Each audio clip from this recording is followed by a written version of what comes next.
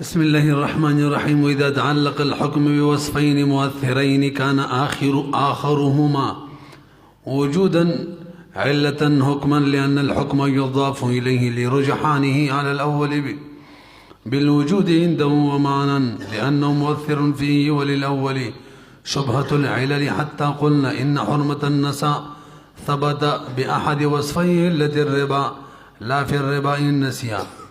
بيبسي الشريك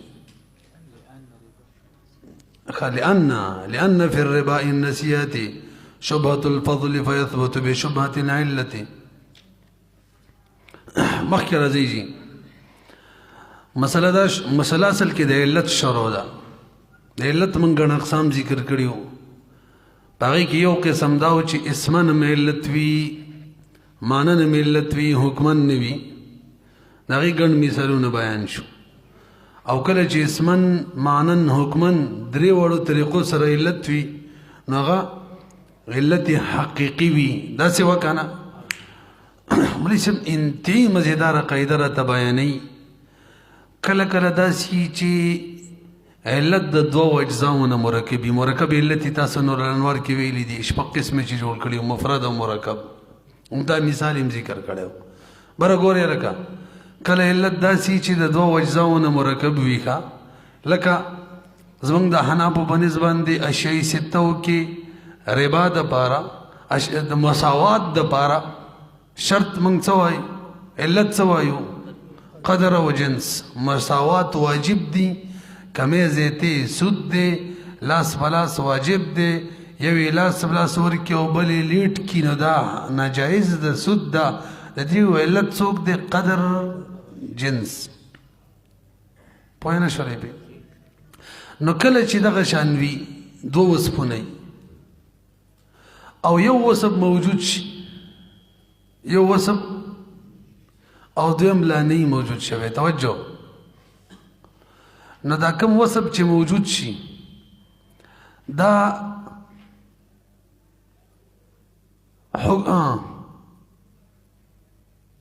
دا شان سبب په دغه صورت کې دا کوم چې دویم وصف وي دا به حکمن هم علت وي، مانن به هم علت وي. حکمن به هم علت وي، مانن به هم علت وي. او کوم چې اول وصف دی هغه به مانن علت وي.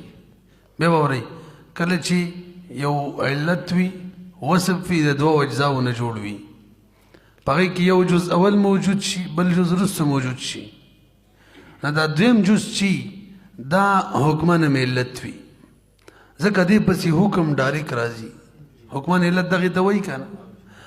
او دغه دویم جز چې دا مانن هم علت دی، ځکه دا مؤثر هم دی.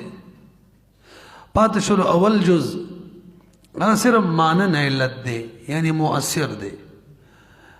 او حکمن علت نه دی، ځکه هغې پسې ډایرک حکم نه راځي. او بیا چې کله دا دواړه اوصاف جمع شي نو بیا اسمن هم وي، مانن هم وي، حکمن هم وي. ما په خیال مزې در نه کړله، تاسو بیا واورئ ښه توجه سره. کله چې یو وصف وي دوو اجزاو نه جوړ وي، په هغې کې چې کوم دا دویم جز وي که نه دا مانن علت وي، حکمن علت وي. ولې حکم دې پسې ډایرک راځي که نه؟ هغه اول وصف موجود وي، دا موجود شي بس حکم راشي.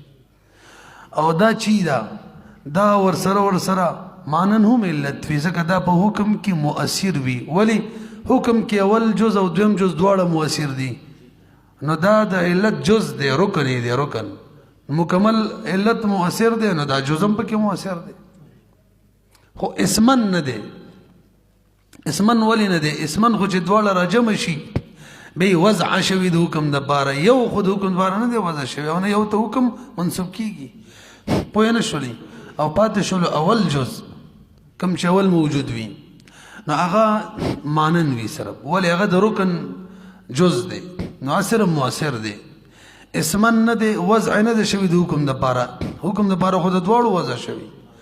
حکمن هم نه دی، ځکه دی پسې ډایرک حکم هم نه راځي. البته د دې اول جز د علت سره مشابهت شته.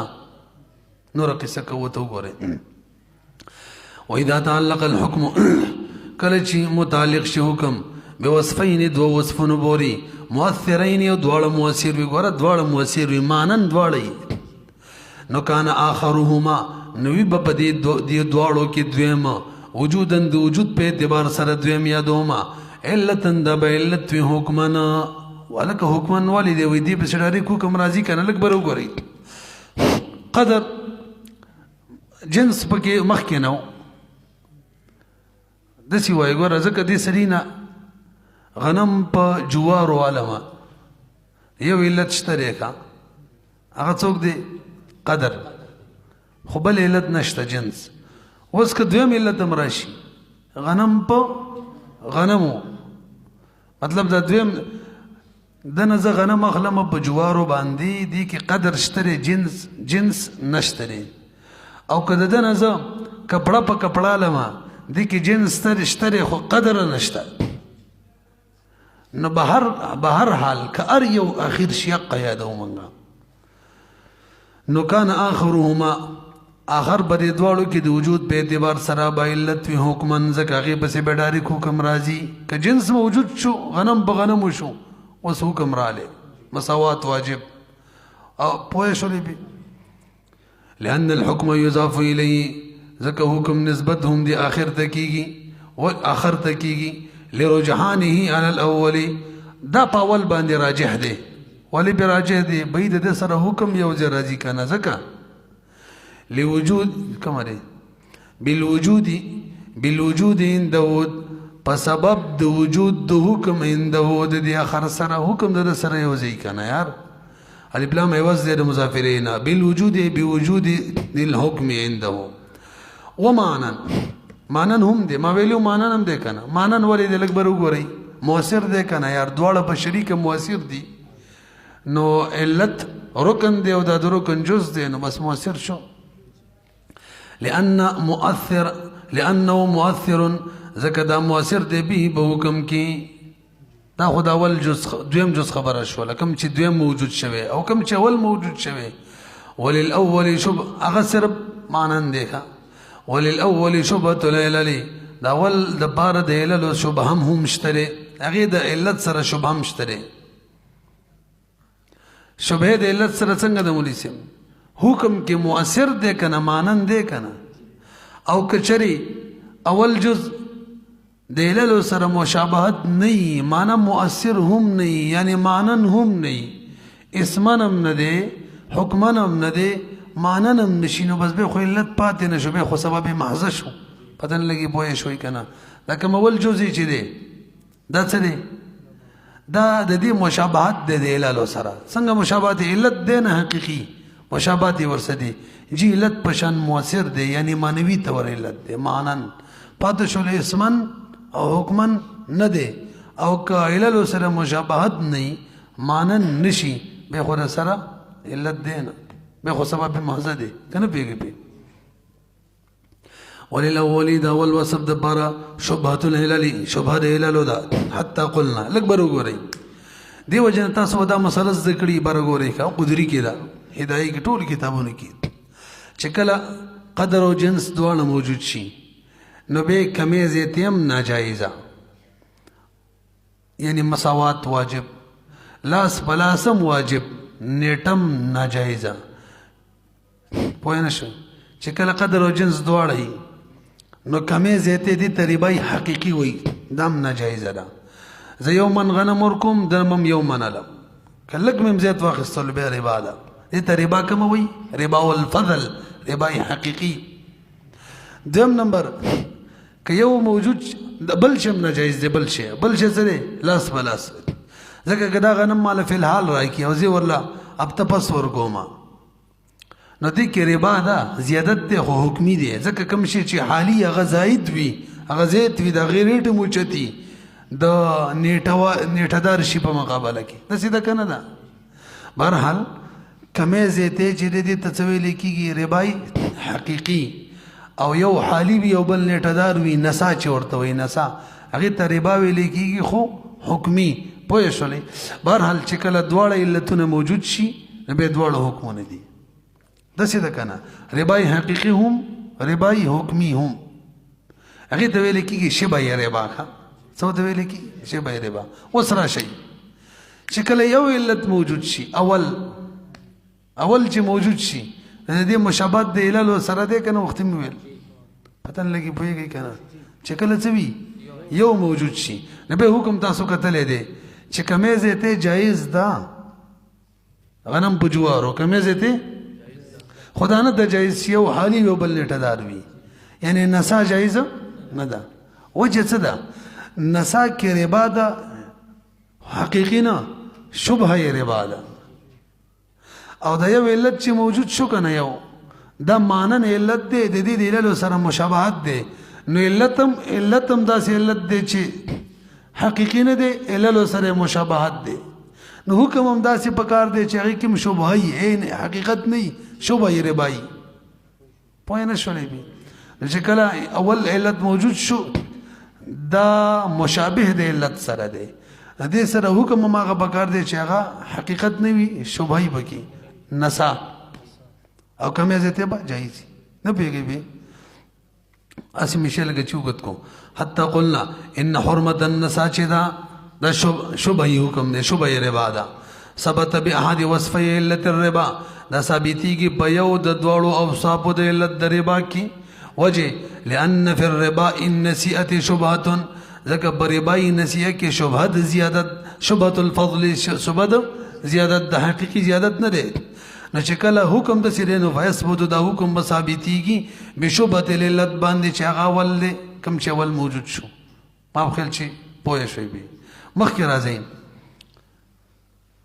کومه دی والسفر علة للرخصة اسما وحكما لا معنى برو ګورې هلکه سفر مثال دا اسمن هم دی حکمن هم دی معنن نه دی دا د علت بل قسم شروع شو ښه اوله بیا وایو اسمن هم دی معنن هم دی حکمن نه دی الټه مې ویلو اسمن هم دی حکمن هم دی صحیح ده که ما مختلف څه نه ویل معنن نه دی ښه جي څه مطلب چې سړی سفر کوي که نه نو هغه ته حکم دا دی که روژه نه نیسي نو مې نیسه هغه ته حکم دا دی که چېرې ته به اوس 4 رکعاتو په ځای باندې 2 رکعاته کې داسې ده که نه ده سفر علت دی او حکم 2 رکعاته کول یا د روژې د نه نیولو اختیار دا ورله حکم دی دغه سفر چې دی دا علت دی اسمن وضع شوی د دې دپاره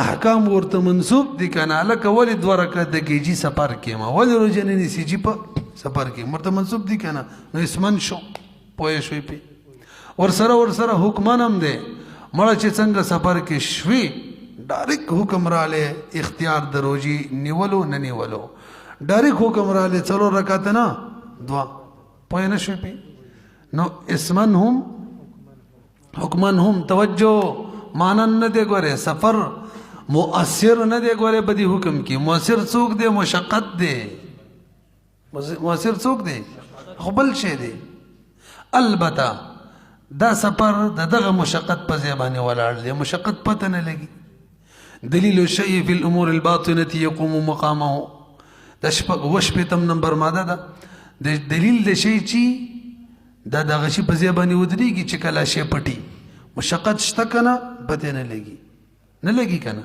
راځئ سفر د هغې په ځای ودرېدلو چې کله هم سفر و احکامات به راځي بس د مشقت والا که نه پوهېږئ وګورئ والسفر علة دا علت دی د رخصت دپاره بس حکم یې ډایرک دلته ویلی رخصت او ما پکې لا تفصیلي نه ویلو اختیار د روژې د نه نیولو 2 رکعاته کول دا اسمن هم علت دی حکمن هم دی لا مانن نه دی هلکه اسمن مانن ولې نه دی وایي ځکه فإن المؤثر ځکه مؤثر په دې رخصت کې هغه مشقت دی لکن السبب لیکن دومره خبره ده مولوي صاحب سبب چې دی یعنی سفر اقیم مقامه دا ولاړ دی حالانکه سفر چې دی دا اصل کې سبب دی خو په ځای د علت ودرېدلی دی نو ځکه اسمن او حکمن شوی قایم دی په مقام د مشقت باندې تیسیرا د اسانتیا په خاطر باندې پوه شولې په دې مسله نن سبق کې 2 مسلې وشوې 2 مثاله مو ویل مخکې راشئ لږ اوس راته بله قاعده بیانوي بلکې نن سبق کې مو ولم قاعده بیان کړه لږه بله قاعده ډېره مزیداره لږ به وګورئ مسله دا ده چې کله یو شی د بل چا په ځای ودرېږي که نه اقامت الشیء مقام غیره د دې 2 قسمه دي یو شی چې راپاڅېږي د بل شي په ځای ودرېږي دا څو قسمه دي؟ دوه. کله داسې چې سبب داعي په مقام د مدعو ودرېږي. سبب داعي مدعو چې دی هغه اصلي، خو دې مدعو ته دعوت څوک ورکوي که نه، دقه شی راپاڅېږي د مدعو په ځای ودرېږي. یو شو. او دویم قسم دلیل راپاڅېږي، دلیل په ځای د ملول ودرېږي. مولوي صاحب څه مې ویله دا مسله چې موږ او تاسو اورو چې اقامت د یو شي راغلی، اقامت د آ راغلی دی په مقام د با کې که نه، نو دغه آ چې دا که نه دا کله داعي وي بالا هغې مدعو وي، او کله دلیل وي او هغې مدلول وي. نه پوهېږئ؟ اوس یې مثالونه واورئ. سفر ته وګوره، سفر داعي دی او مشقت په ځای باندې ولاړ دی، مشقت یې مدعو دی. سفر دعوت مشقت له ورکوي، ځکه حدیث کې وایي السفر قطعة من العذاب. تاسو پوهېږئ؟ ورته وګورئ. وإقامة الشيء مقام غيره نوعان أحدهما إقامة السبب الداعي مقام المدعو. پوهېږئ پی کما فی السفر کې وګورئ همدغه شان مرض ته ورشه. بر وګورئ جي مرض داعي دی او مدعو څوک دی؟ هغه حد دی چې هغې کې انسان مړ شي، هر څه ته طلب شي. دا ابتدایي مرض چې دی دا داعي دی، هغې ته دې رسوي که نه؟ مرض زیات چې زیات شي بې تلف راشي. نو اصل کې دا احکام چې کوم د مرض دي که نه هغه د مرض نه دی، د تلف دي. فإنه سبب داع إلى التلف وازدياد المرض. دا احکام اصل که د تلف او د زیاتی مرض دي، زیاتوالی د مرض دي، خو ابتدایي مرض د هغې په ځای ودرېږي. ولې؟ داعي دی هغه ځای ته که نه، طلب ته یا ازدیادي مرض ته. مطلب مرض چې کله زیات شو روژه نیولی شي نیشي. دغه شان که د مرض داسې حالت کې دی که نیسي مړ کېږي، طلب کېږي، نو دا مرض چې دی د هغې په ځای ودرېږي. بس احکام د هغو د تلف او د ازدیادي مرض په دې باندې دې باندې جاری کېږي. پوهېږئ پې؟ وثاني دویم نمبر اقامت الدلیل دی په مقام د مدلول کې. دې دپاره به مثال څه وي؟ دلیل په ځای د چا ولاړي؟ مدلول. تاسو به مسله د خیره مخکې موریدلي یو، آینده به د خیره هدایي کې واورئ. مسله دا د یو سړي ښځې ته ویل که چېرې ته ما سره محبت ساتې نو ته طلاقه. هغه ورته وایي زه خو تا سره محبت ساتمه. نو څه شو؟ طلاقه شو.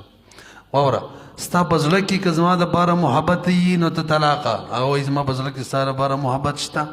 که ظاهره کې وګورئ دا ښځه چې وایي زما په زړه کې ستا دپاره محبت شته دی دا دروغ وایي. ځکه که چېرې محبت وی بیا دا خبره کولی د ځان چې ته جدا کوي معلومیږي نو محبت نشته دی. خو محبت زړه کې شته که نشته دی دې پته نه لګي، دا خو پټ شی دی که نه. نو دلیل یې راپاڅېدلو، دا خبره دلیل دی، دا وینا د ښځې دا په ځای د هغې ودرېدلو چې ښځې خبره وکړله چې زما محبت تا سره شته، نو به داسې به شي لکه چې شرط موجود شو زړه کې محبت شته دی، لہذا طلاق به واقع شي. دا رسوي پې ورته وګورئ. کما فی الخبري لکه خبر د محبت نه نه دلیل دی. اقیم ودرېږي په مقام د محبت باندې فی قوله ان احببتنی که چېرې ته ما سره محبت ساتي فانت طالق. پوه شوئ پې؟ دا د دې ګڼ مثالونه دي ښه نورم ګڼ ښځه وایي زه بالغه شوم بس د دې دا وینا چې ده بس دا دلیل دی دی چې بس بالغه شوي. وکما یا زما حیض ختم شو، حیض پته خو نه لګي حیض ختم دی که نه دی، دا وایي ختم شو بس خبره ختم. وکما فی الطهر اقیم مقام الحاجت. لږ بر وګورئ دا به موږ له هدایي کې راشي انشاءالله که الله. طلاق چې اصل کې ممنوع دی، الله پاک ته مبغوض مباح شی دی ښه. خو چې کله طلاق ته حاجت و بس بیا به طلاق حسن وي. طلاق ته حاجت کله وي اوس د دې پته نه لګي چې کله طلاق ته حاجت دی. ما په خیال پوه نه شوئ؟ طلاق اصلا ممنوع دی، خو چې کله ورته حاجت نو بس بیا صحیح دی. اوس حاجت کله دی کله نه دی د دې پته لګي نه لګي. نو د دې دلیل راپاڅېږي د دې په ځای ودرېږي. دلیل یې څوک دی؟ هدایي کې دي چې کله یو سړي ښځې حیض تېر شو طهر کې شوه نو په دغه حالت کې خو د سړی وایي چې ټول پکې وردن نه شو ځکه ډېر وخت پکې منځ کې تېر شوی او بیا هم راپاڅېږي توجه بیا هم راپاڅېږي چې ما پکې لا نه ده شوی دی طهر کې طلاق ورکوي معلومیږي طلاق ته غټ حاجت دی که خیال هم دی که نه هم دی نه دا داسې طهر کې طلاق ورکول داسې طهر کې طلاق ورکول چې هغې کې جما نه شوي دا دلیل دی د حاجت طلاق نو حاجت په ځای باندې دغه طلاق ورکول په دغه شان طهر کې دغه دلیل دی په ځای د چا ودرېدلو حاجت دا بل هدایه کې راشي انشاءالله وکما فی الطهر اقیم مقام الحاجت فی اباحت الطلاق لکه طهر چې دی دا قایمیږي په مقام د حاجت په اباحت طلاق کې د طهر یاد کو مونږ طلاق ورکول په طهر کې پوره خبره ده کا اما شرطو